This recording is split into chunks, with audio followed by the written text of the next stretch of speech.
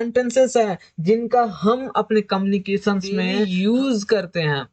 जब हम लोगों के साथ बातचीत करते हैं ना, जब लोगों के साथ कम्युनिकेट करते हैं ना, जब लोगों के साथ वार्तालाप करते हैं, तब वो सेंटेंस हम यूज करते हैं।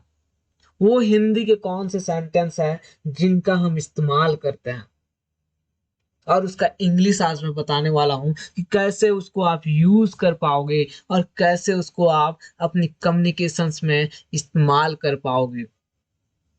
अब बिलीव कीजिए, जब इसका इस्तेमाल करोगे ना, आपकी पर्सनालिटी आपकी पर्सनालिटी में ना इनहेंस होने लगेगा, आपका पर्सनालिटी ना बिल्ड होने लगेगा।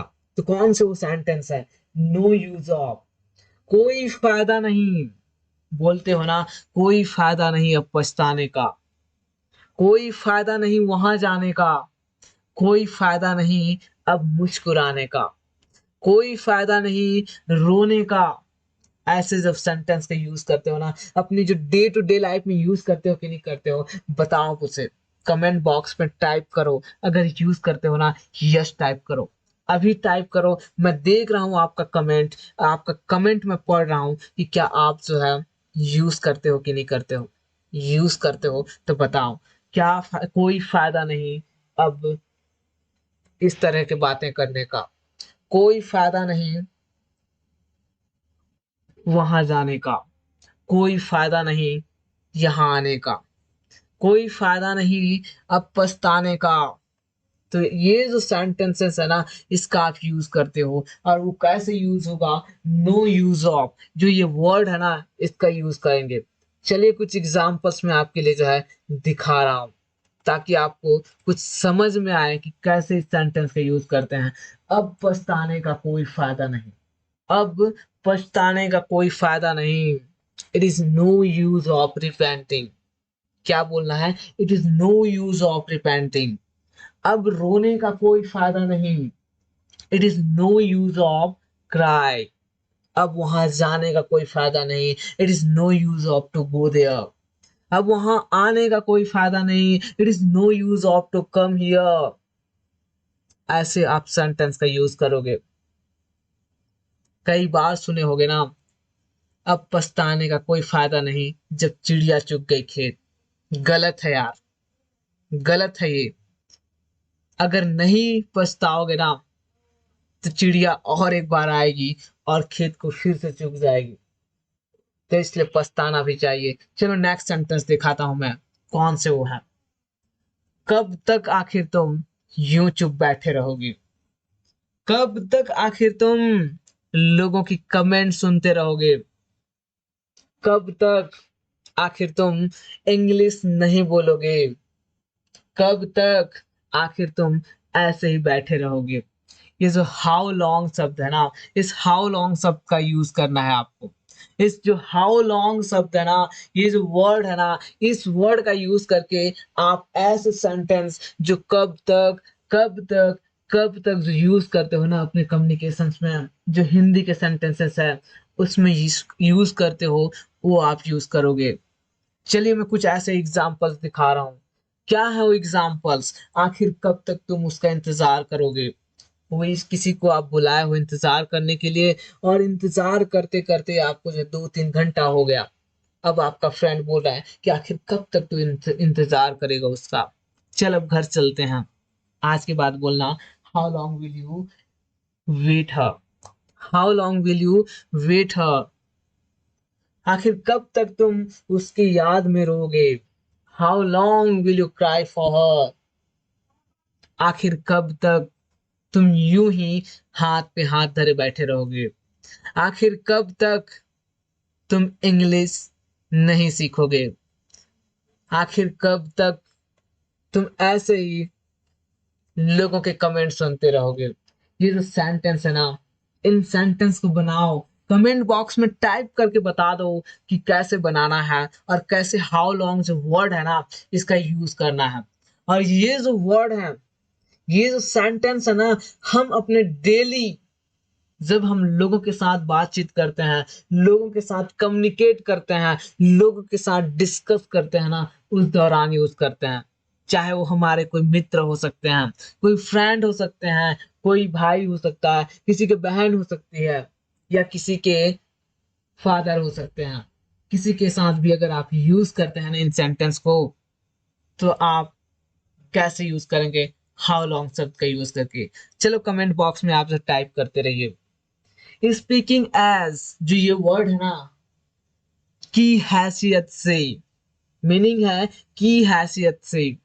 मैं तेरे फ्रेंड की हैसियत से ना तुझे सजेशंस दे रहा हूं कि तू RSL इंग्लिश ज्वाइन कर ले।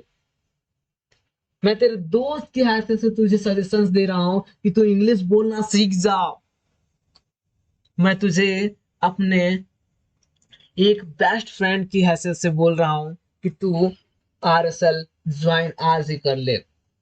जो ये हैसियत से वर्ड है ना, इस हैसियत से वर्ड का कैसे यूज करते हो, कैसे अपने जो है डेली यूज सेंटेंसेस में इस्तेमाल करते हो और लोगों को बोलते हो। तो ये जो सेंटेंस है ना, आप कैसे यूज करोगे उसका कुछ एग्जांपल्स देखो। तुम्हें मैं अपने दोस्त की हैसियत से बोल रहा हूं। बोलते हो ना अपने दोस्तों को कि तुम्हें अपने दोस्त के हैसियत से बोल रहा हूं यार, तू ये गलत काम करना छोड़ दे। Speaking as your friend, leave this work. तेरे टीचर की हैसियत से तुझे सजेशंस दे रहा हूं, सलाह दे रहा हूं। Speaking as your teacher, I advise you, I suggest you. ऐसे जो वर्ड है ना, ऐसे जो सेंटेंस आप लोग फ्रेम करते हो ना during your communication, during your discussions with different people, at that time you use speaking as की हैसियत से, और आपके जो कम्युनिकेशन है ना उसको एडवांस बनाइए। आप जो फ्लुएंट हो जाइए इंग्लिश में। When you speak English, people will laugh you. When you speak English, people will comment you, but you don't think about them. उनके बारे में मत सोचिए, जस्ट आप बोलते जाइए, उनके कमेंट को इग्नोर कीजिए, क्योंकि आज वो आपको कमेंट कर रहा है, आज वो आपका लाभ कर रहा है ना, हंस रहे हैं ना आज, कल वो आपको तारीफ करेंगे, कल वो आपको अच्छी अच्छी कमेंट देंगे। और जब वो कमेंट देंगे ना, जब वो आपके बारे में बात करेंगे ना, दिल से ना एक अलग ही सुकून मिलेगा यार। नेक्स्ट सेंटेंस है वाइल का कैसे यूज करना है। ये जो वाइल वर्ड है ना, जिसका हिंदी में मीनिंग होता है जब। जब तुम मुस्कुराती हो ना, मेरे दिल में न जाने क्या क्या होने लगता है। जब तुम बातें करते हो ना इंग्लिश में, वाकई में ही यार मुझे बहुत ही खुशी मिलती है।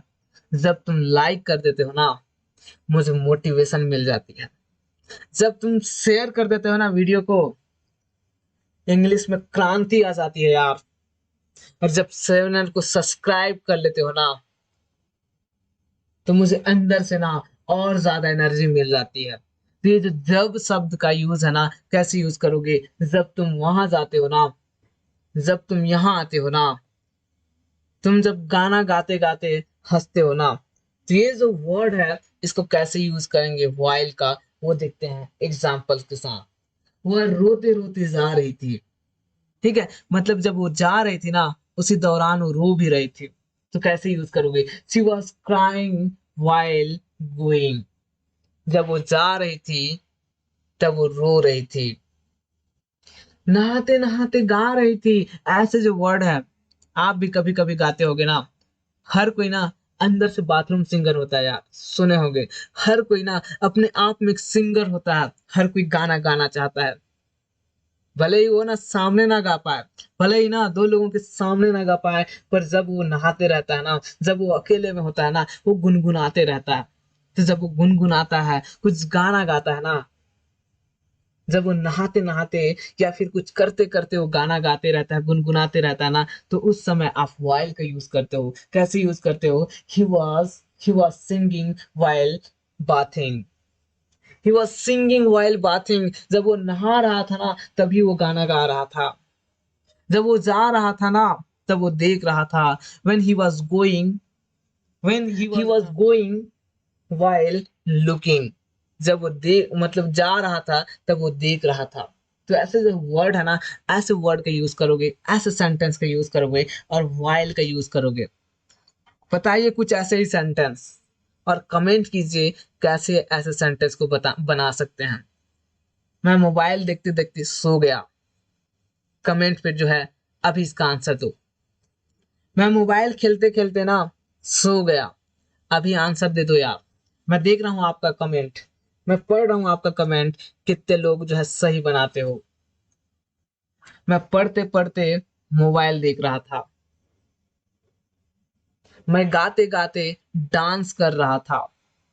ये जो सेंटेंस है ना, कैसे बनाओगे? ये जो हिंदी के वाक्य मैंने अभी दिए ना, ये जो सेंटेंस दिए ना, इसको आप बनाओ और कमेंट पे ना, कमेंट जो बॉक्स है ना उस पे डाल दो यार। मैं देखना चाहता हूँ। अगर हो सके ना तो जल्द से जल्द कर दो। नेक्स्ट जो हमारा सेंटेंस है, अगर हो सके, इफ पॉसिबल। इफ पॉसिबल ये वर्ड है ना, हम कैसे यूज करते हैं अपने हिंदी के सेंटेंस में, जो हम लोगों के साथ कम्युनिकेट करते हैं उस दौरान हम इसका इस्तेमाल कैसे करते हैं, चलिए मैं बताता हूँ। अगर हो सके ना तो इस बार तुम मुझे मिलने आ जाना। अगर हो सके ना तुम वहां चले जाना। अगर हो सके ना तो शर्मा जी के घर से हो आना। ऐसे बोलते हो ना। अगर हो सके तो इस बार फर्स्ट डिवीजन लेके आना।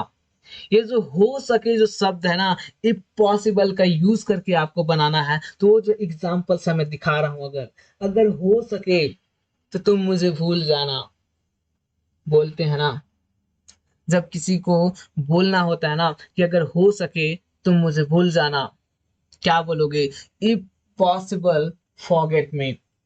ये जो शब्द है ना, भूल जाना, बोलने में तो यार बहुत मजा आता है। जब कोई बोल देता है ना, मानो ऐसा फील होता है कि सीने में किसी ने जो पत्थर रख दिया। याद करो जब वो टाइम, जब पहली बार ना उससे मुलाकात हुई थी, और जब मुलाकात हुई थी उससे पहली बार, ऐसा फील हो रहा था कि मानो चारों ओर जो है हरियाली आ गई हो। मानो चारों तरफ ना एक जो है, चारों तरफ खुशियां छा गई हो। जब उससे बातें करता था, जब उससे ना मैं चैट किया करता था, तो ना जाने मुझे अंदर से ना बहुत ही जो है आनंद महसूस होता था। कब वो जो है रिलेशनशिप इतनी गहराई पे चल देती है हमें पता नहीं चलता। कब हम चैटिंग से आगे बढ़ करके इतना क्लोज हो जाते हैं, इतना हम उनसे जुड़ जाते हैं कि उसकी एक खुशी हमें खुशियां ला देती है। उसके एक मुस्कुराहट अंदर से ना हमें भी मुस्कुराहट ला के रख देती है। और जब थोड़ा सा नाराज हो जाती है ना, तो उसे मनाने के लिए हम लोग क्या क्या नहीं करते हैं। याद करिए उस पल को जब ऐसा हुआ करता था। और ये रिलेशनशिप बढ़ते बढ़ते इतना गहराई तक चल देती है, इतना हम उसमें डूब जाते हैं कि कब जो है साल दर साल बीत जाते हैं पता नहीं चलता। और एक समय ऐसा आता है जब उसका शादी फिक्स हो जाता है और वो हमें अगर हो सके तो तुम मुझे भूल जाना। अगर हो सके तो मुझे भूल जाना, मेरी यादों को तुम मिटा देना, क्योंकि ये हो नहीं सकता कि हम और मिल पाए। तो अगर ये हो सके जो शब्द है ना, इस शब्द का आप कैसे यूज करते हैं, कैसे इसका इस्तेमाल करते हैं, वो आज मैं बता रहा हूं। तो देखिए, if possible forget me. If possible forget me. अगर हो सके तो तुम दूसरी शादी कर लेना। If possible then get marriage again. ये जो वर्ड है ना, अगर हो सके तो तुम शादी कर लेना, इफ पॉसिबल गेट मैरिज, ये जो वर्ड है इफ पॉसिबल, इफ पॉसिबल का यूज करके आप बोल सकते हो किसी को भी, अगर हो सके तो। अगर हो सके ना, चैनल को जरूर सब्सक्राइब कर देना यार। अगर हो सके ना, वीडियो को शेयर भी कर देना। अगर हो सके तो इसको अपने दोस्तों को बताना कि RSL इंग्लिश बहुत ही शानदार है। अगर हो सके ना तो आप भी इंग्लिश बोलना सीख जाओ यार। अगर हो सके ना तो आप भी जो है अपने आप को कॉन्फिडेंट बना लो।